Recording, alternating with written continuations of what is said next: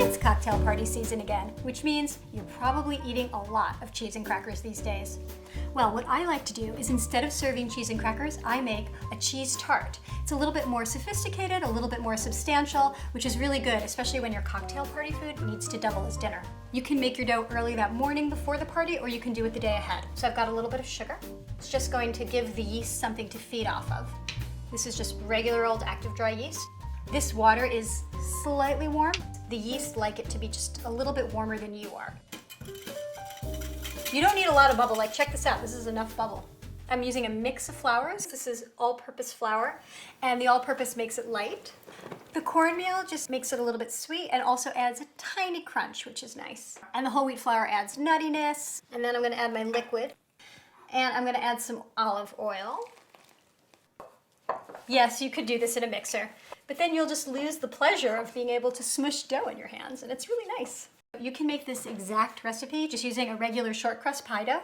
This one gives it a lot more texture, it's chewy, it's more like a pizza dough. So I think it makes it a little bit more substantial for absorbing all of those cocktails. The kneading time varies a lot, depends on how strong you are and what kind of flour you're using. But what you're looking for is the dough should get nice and smooth, and it should be elastic. Oh yeah, this is good. While my dough is rising, I'm gonna make the topping. And I've got sliced apple here, and these are just shallots. Olive oil. You're gonna need a good quarter of a cup here. Salt and pepper. I'm gonna put all this out on 2 baking sheets because I wanna make sure it has enough room so it gets a little bit golden. Then I'm gonna add half of the thyme. And now I'm gonna bake these. It's gonna take about 30 minutes. Yep, those look perfect. They're golden brown, they're soft, and as you can see, they sort of shrunk a little bit, which is good, which means they've cooked. And now I have to roll out my dough. Having oil on the bottom helps it crisp up. You can do this in any shape you want. Usually I aim for a rectangle and I kind of end up with like a blob, but it's gonna look really pretty with all those apples on it.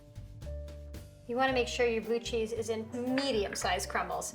If you do it too small, then it's just like blue cheese dust. And then just a little olive oil. This time I'm using the coarse sea salt right on top. And this will bake really quickly, 15 to 20 minutes, because I'm gonna do it at high heat so it gets crunchy.